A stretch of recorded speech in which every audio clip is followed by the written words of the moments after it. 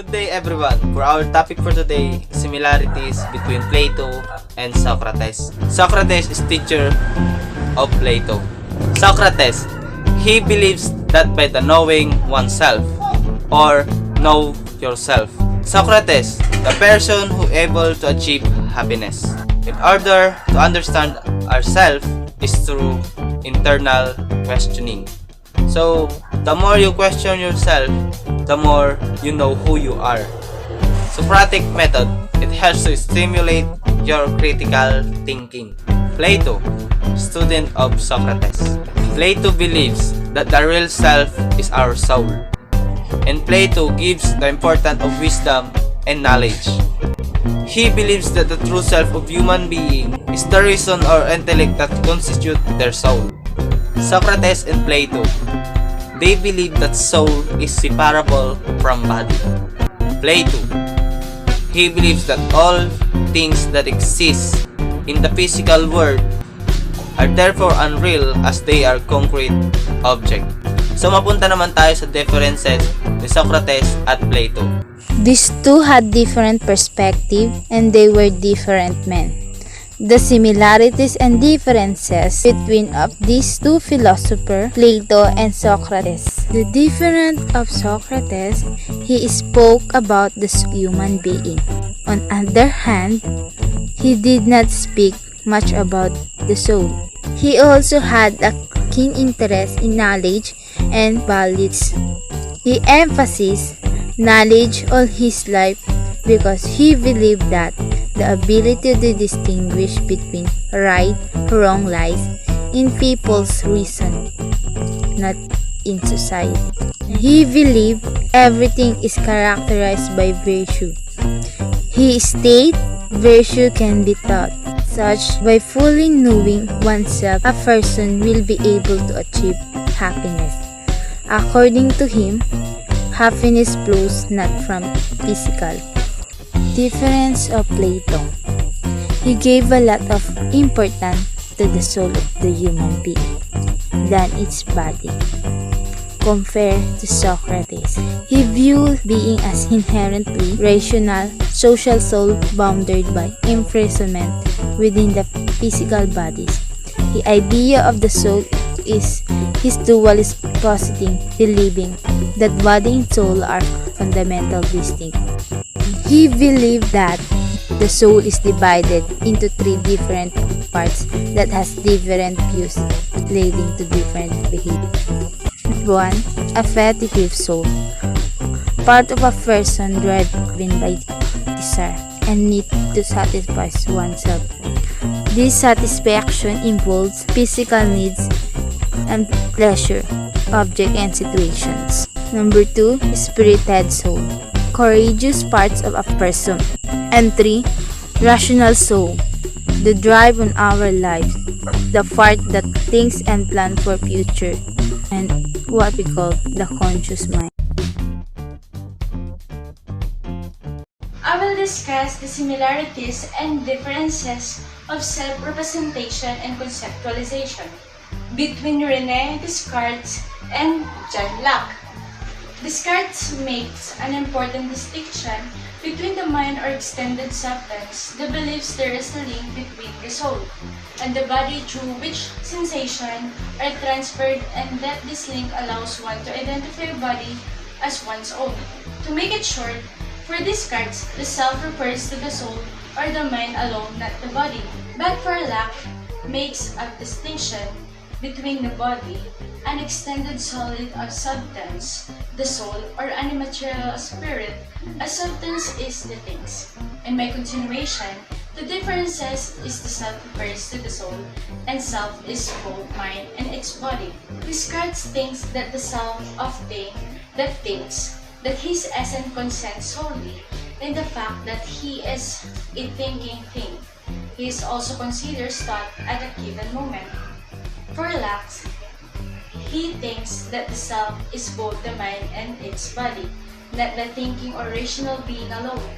That means that the soul and body are separate but related. Locke goes on to give an account of memory and explain identity, sameness of self. in terms of continuity of consciousness. For granting that the thinking substance in man must be necessarily supposed immaterial, it is evident that immaterial thinking thing may sometimes part with its past consciousness, and be restored to it again as appears in the forgetfulness men after half of their past action. And the mind many times recovers the memory of a past consciousness which it had just for 20 years together. So I will go to the similarities of them. First is the notion of their idea.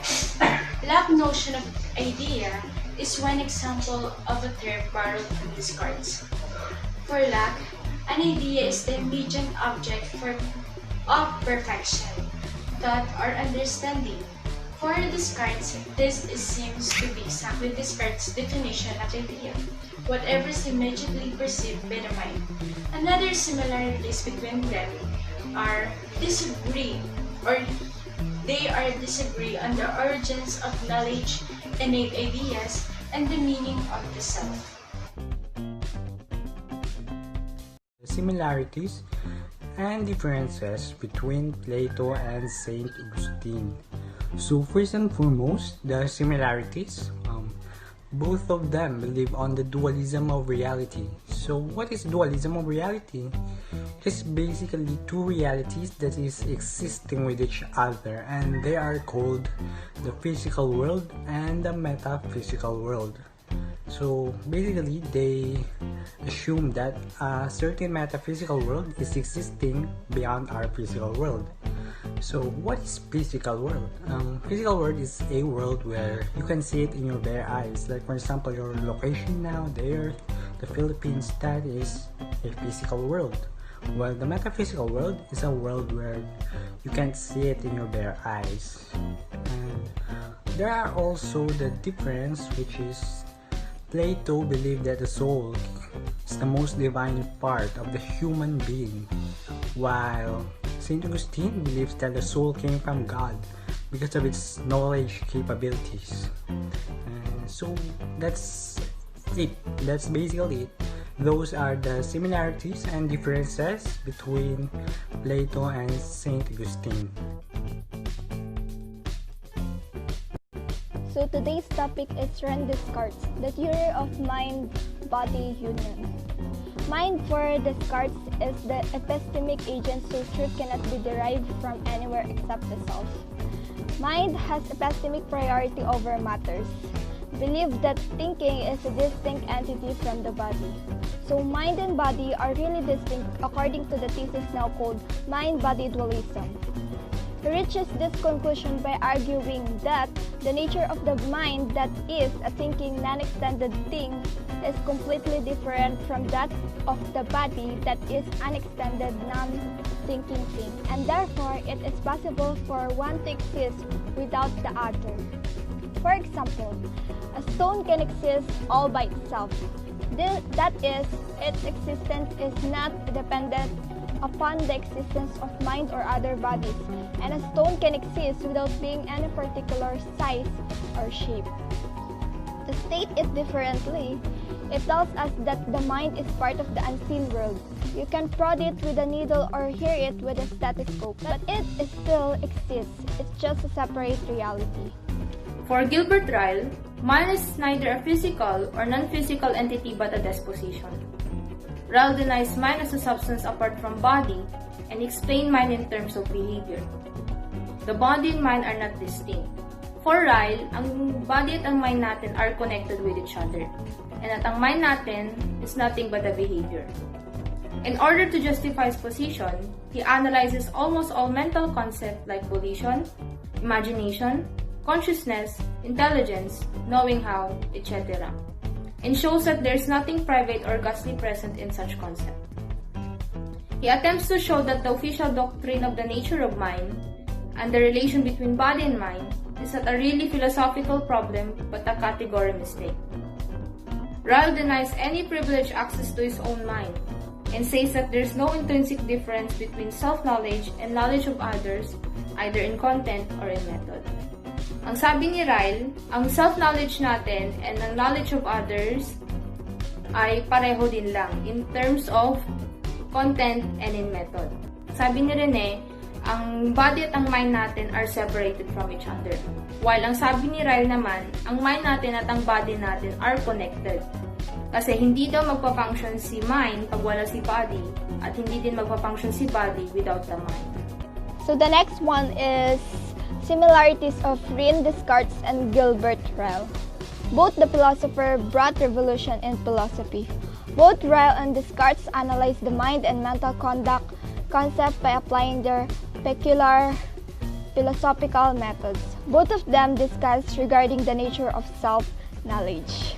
Socrates and Descartes will report about the philosophy on self and what the similarities and differences are. According to Socrates, the self has two parts. The physical body that is constantly changing and the soul which is an immortal entity that is unchanging. So ito ay nagre-refer sa dualism of reality na meron daw tayong body and soul na separate pero they still interact. Ang soul or mind ay conscious at non-spatial, meaning wala siyang inoccupy na space. At sa body naman natin ay not conscious or spatial. Virtue and knowledge. Virtue and knowledge ay kinonect niya sa isa't isa kasi ang sabi niya, kapag pwede natin matutunan ng knowledge, ay pwede rin natin matutunan ng virtue. So meaning pwede rin maituro sa iba. The unexamined life is not worth living. Sinabi na ito towards the end ng trial niya. He believed na para mag-grow tayo sa person spiritually and philosophically, ay kailangan natin i-question ang sarili nating beliefs and values para malaman kung tama nga ito. Real self is the soul. Naniniwala siya na ang soul natin ay immortal at hindi nagbabago unlike sa katawan natin. Sinasabi niya na ang ating true self ay hindi ang ating mga ari-arian, hindi ang social status or reputation. Let me share dialogue by Socrates ay sinulat ni Plato to explain further. Most excellent man, are you, not ashamed to care for the acquisition of wealth and for reputation and honor, when you neither care nor take thought for wisdom and truth and the perfection of your soul? So, for him, materialistic things doesn't matter because it's not permanent, but the soul is.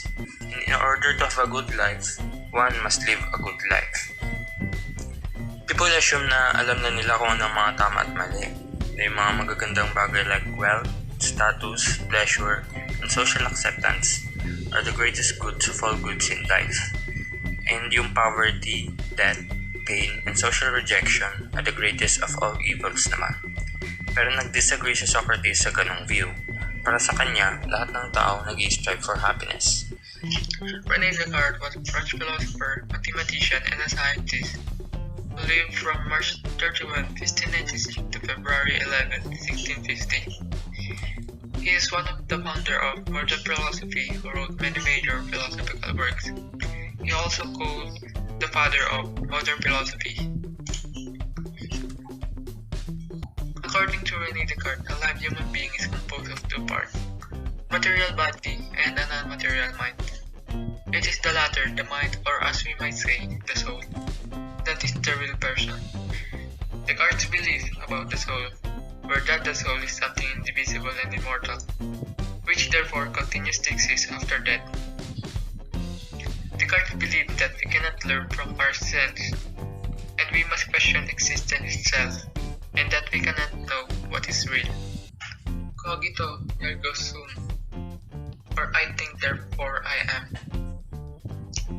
Ang ibig sabihin na to, kung kaya mo mag-isip, ibig sabihin nag-exist ka.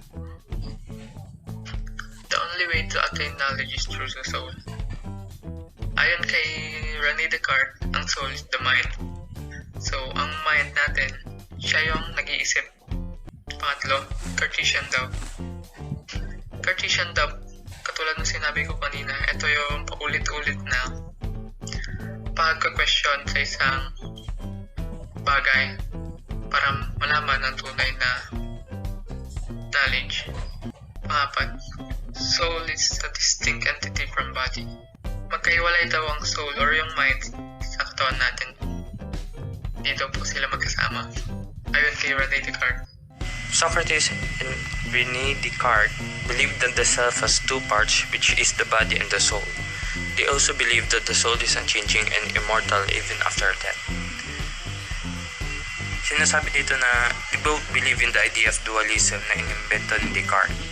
Although iba sila ng perspective sa soul dahil magkaiba sila ng time period, ay parehas pa din nilang iniisip na hindi nagbabago ang soul at ito ay immortal even after death. Next is, both Socrates and Descartes share a field of study of philosophy, and that is epistemology. Parehas nilang pinag-aaralan ang epistemology, meaning the search for the origin, nature, and materialization of knowledge. Kahit magkaiba ang kanilang time period, ay meron pa ding similarity sa kanilang theories for knowledge.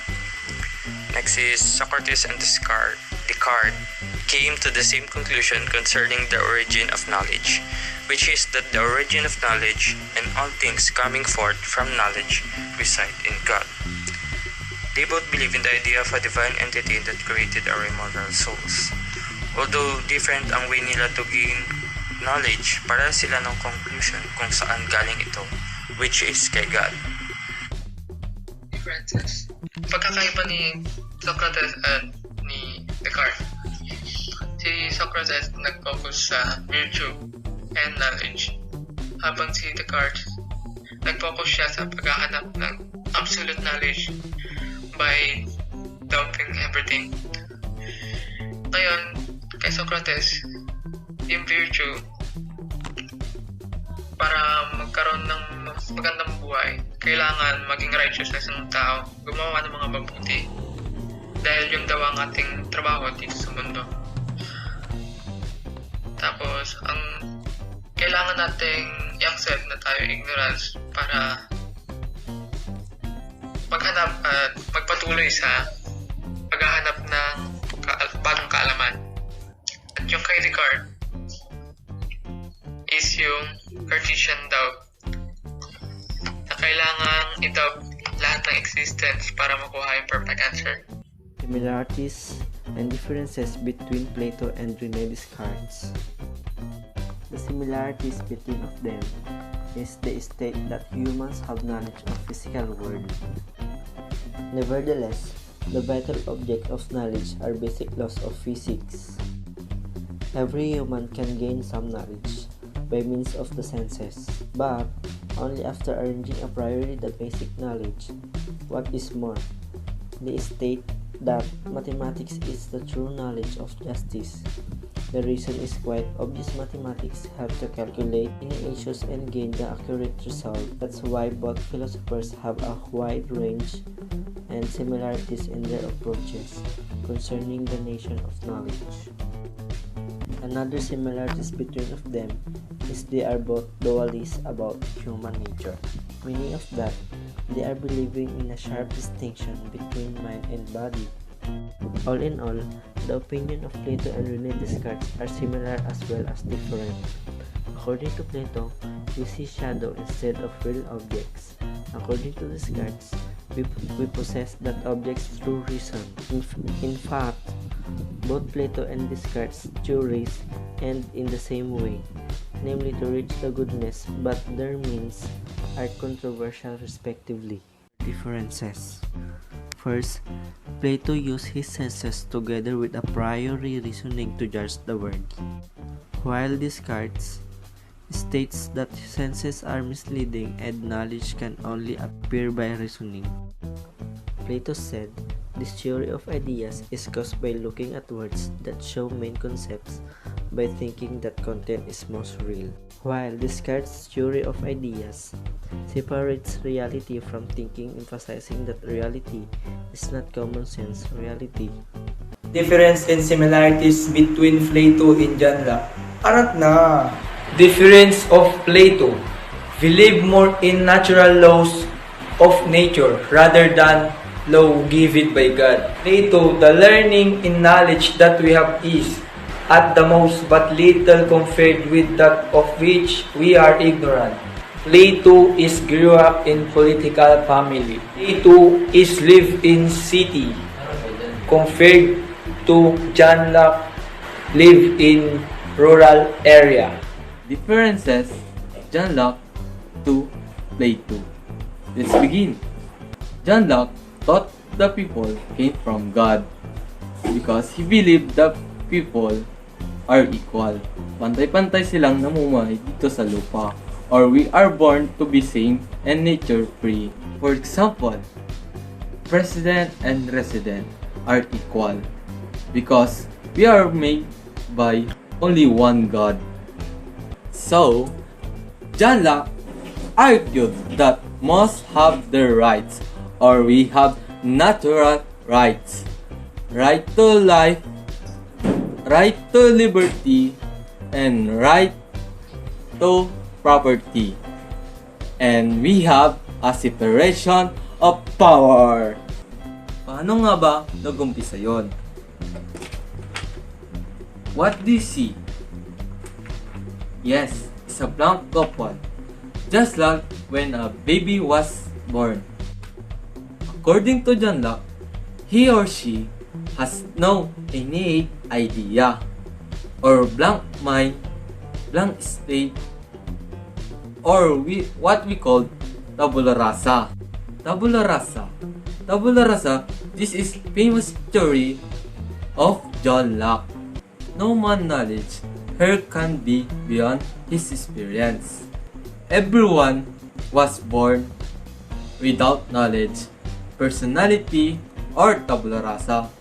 But through our experience or observation, your knowledge grow and become widened. For example, the boy and the takore. Ang isang bata ay nagpapakulo ng takore. Siyempre, first encounter niya yon, hinawakan niya ito at siya ay nasaktan or napaso. And the next day, pakulo ulit siya. Sa tingin nyo, hawakan niya pa ba ulit yon? Siyempre, hindi na kasi he learned it from his previous experience. Ay, kapag hahawakan ko pala ito, ay masasaktan or mapapaso ako. Conclusion. He learned it from his experience. Or yung tinatawag natin na theory ni Jan Dewey. Learning by doing. We learn from your own experience. The similarities of Plato in John Locke. He believes that a government is legitimate as long as its fundamental basis is justice and is driven towards goodness for all involved within the government in the community it is governed. Difference and similarities between Plato and Immanuel Kant. First is difference. Plato did not believe in God in the sense that God is an omnipotent, omniscient, transcendent being. His view of God is synonymous with the forms of goodness within the universe, whereas Kant believed in God. Another one is Plato believed that learning is a form of reflection. Kant believed that every event has a source and through every stage or phase something is preserved. That is the difference between Plato and Immanuel Kant. Now, let's proceed of their similarities. The similarities between the two great minds are quite numerous. Plato believed that there are forms that exist in an unchanging, unseen world. These forms never change. They do not perish or come to an end. While Kant believed that there is an unseen moral law or force that governs us. It is this moral law or force that we must abide by no matter what the circumstance or situation. What does it mean? Meaning that they both have systematic view on it. That reason should interest those who are competent enough to execute local decision. They both also believe that things such as mathematics are what Immanuel Kant calls a priori, and Plato state come from the soul having a previous history of them. The similarities and differences between David Hume and John Locke. The self-representation and conceptualization. Similarities.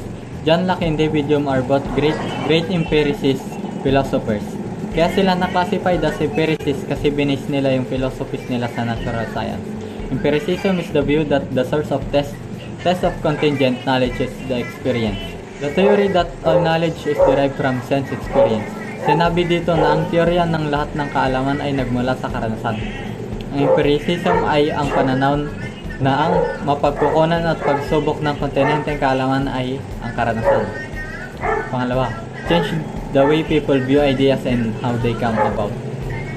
Both philosophers contributed to the theory of knowledge that Locke coming up with sensations and reflections, and Jung coming up with impressions and ideas as the cornerstone of their theories of knowledge. Their theories aims to show us na ang lahat ng naintindihan natin ay ayon sa connection nito sa karanasan. Ang karanasan sa kontekstong ito ay tinutukoy din bilang ang proseso ng pagkuha ng kaalaman o kasanayan na nakuha mula sa nakikita at paggawa ng mga bagay. Although similar sa kanilang mga paniniwala, both of them have some quite key differences in the way they view empiricism. They represent two opposite extremes along the empiricistic spectrum. Locke developed what most could call a common sense philosophy, a philosophy that rejected much the old superstitious ideas such as divine right of kings. In its place, he put freedom of conscience, a reasonable amount of democracy, although he didn't object to a mixed system, and above all, property rights. Jung took the basic assumptions of the empiricist movement and then pushed them to a logical extreme that threw everything we thought we knew into doubt. As Bertrand Russell said, Locke's empiricism is incredible but inconsistent, while Jung's empiricism is consistent but incredible. Locke believed in causality and used the example of mental observation of thinking to raise your arm and then your arm raising, whereas Jung believed that causality is not something that can be known, as a direct experience of cause cannot be sensed. Sinabi niyo na hindi mo nararamdaman ang connection sa pagitan ng isip at braso, and thus, hindi mo nasisense ang cause ng mga muscles na nagkokontrata upang itaas ang iyong braso. Locke believed that all knowledge is derived from our sense, which produces impressions on the mind which turns to ideas, either simple or complex, whereas Jung believed that all knowledge is derived from experiences. Jung rejected Locke's theory of experiencing cause. Tapos yung last sinabi ni Locke na the person now, the existing now is the same person as yesterday, because he or she remembered the thoughts and experiences of actions of the earlier self. Pero sinabi ni Jung na hindi tayo constant kasi dahil sa impressions sa atin. Kung paano natin i-take yung impressions ng ibang tao. Doon tayo nag-a-adjust, doon tayo nag-improve. Kaya nagbabago tayo depende sa impressions sa atin ng ibang tao. Now we're talking about the similarities between René Descartes and St. Augustine. Both these seek the origin of knowledge. Both seek to explain and recognize the existence of God by understanding and acknowledging themselves as finite beings. Both agree that in order to understand God, one must first understand what it means exists. Both of their theories says that their final destination is God. Both come to the conclusion that the true understanding of all things derives from the withdrawal of the self from foreign influence and the necessity to look inward. Ang pagkakaintindi ko po sa whole similarities nila, St. Augustine and René Descartes ay first, they believe in God. And dapat mas kilalanin muna natin yung sarili natin at i-acknowledge natin yung sarili natin dahil hindi natin ma-understand o mas makikilala pa si God kung tayo mismo hindi natin kilala. Our topic is about the similarities between Plato and Sigmund Freud. First is, both of them have accounts in human nature. They describe three agencies of action within the psyche, which can be taken to be mean mind and soul. Both of them are in a general way that concerns of reducing basic conflict. Sigmund Freud and Plato constructs morality, but they have different bases. They both agreed that reason is the rider of the horse and is being pulled back by human desires, often positive and others negative. First is involved the systematic study of social life and culture in order to understand the causes and consequences of human action. Ang anthropology at sociology ay both involved sa systematic study of social life and culture para maintindihan yung mga causes at consequences ng mga action natin towards society. Bakit nga ba may ganito? Ito ay upang maimpluwensyahan ang lipunan towards sa mga pag-uugali nila. Kasi kung walang study na ganito, sino ang magpapaintindi sa kanila na mali na yung ginagawa nila? At para na rin malaman nila ang consequences ng action na ginagawa nila. If people are truly understand this concept or study, we can start to establish and change our society into a new and good one. The perspective in the study of society. So ayon dito, sociology and anthropology combine scientific and humanistic perspective in the study of society. Sa madaling sabi, pareho silang nag-aaral about sa kultura, kung paano ang takbo ng buhay ng tao sa pangkalusugan, inequality o yung hindi pagkakapantay-pantay na trato, lalo na ang mga nasa itaas at nasa ibaba. Yan lamang ito sa mga pinag-aaralan ng dalawang ito, ngunit ang anthropology at sociology din ay nakakatulong sa ating estudyante na mamulat sa mga bagay-bagay at paano nga ba talaga ang takbo ng buhay. Just for example, we as a first year college student, dito na masusubukan kung paano kami mabuhay nang wala sa tabi namin ang mga magulang namin. Kung paano kami kumilos ng sa amin lang. At sa stage na ito, dito nagsisimula ang struggles at challenges na kailangan mo ma-overcome o masali sa mga ito for you to be an independent person and for you what to stand for. Examine how culture, social structures, and social institutions affect human attitudes, actions, and life chances. So ayon dito, ang sociology at anthropology ang sumusuri kung ano ang substantial effect ng culture, social structure, and social institution sa pamumuhay, pag-uugali o sa mga actions paman na ginagawa ng tao. The example of social structures are group, organizations, and communities, while the example of social institution are family, education, religion, and etc. Bakit kailangan na-examine ng sociology at anthropology ito? Because we need to be aware of how huge the impact of this sa buhay natin. Kung anong mayaambag at sa mga posibleng epekto nito sa pag-uugali at sa mga ginagawa natin. Topic natin for today is about anthropology and sociology. First, ibahin na muna natin ang meaning nila at alamin kung anong pagkakapareho at pagkakaiba nila. Una, ang anthropology ay pag-aaral about human beings and their ancestors over time. Samantala, ang sociology naman, it is the study of development, interaction, culture, and traditions of human behavior.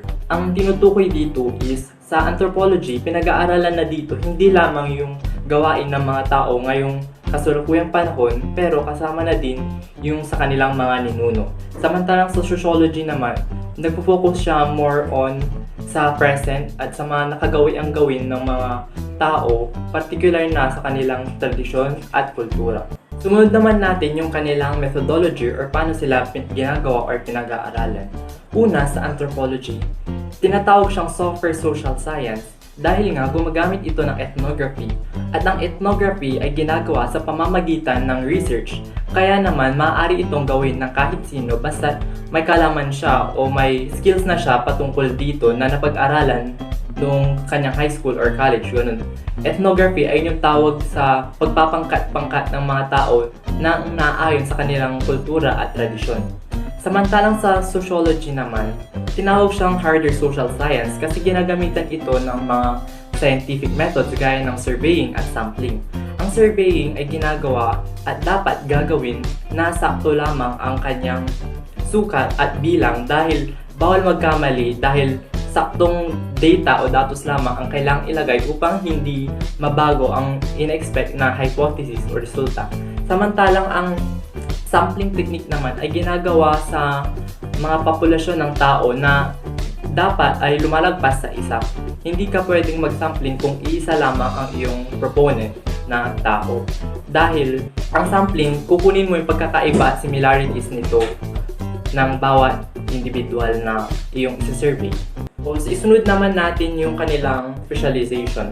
Ang specialization ng anthropology ay kaya niyang pag-aralan kahit yung mga unang panahon pang mga behavior or interaction ng mga tao. Samantalang ang sociology naman, ang main focus o main goal niya talaga ay pag-aralan ang behavior at development ng tao ngayong panahon lamang. Hindi nakasama yung mga 560 BCE, mga ganun na time. As in, yung present lang yung pinag-aaralan niya.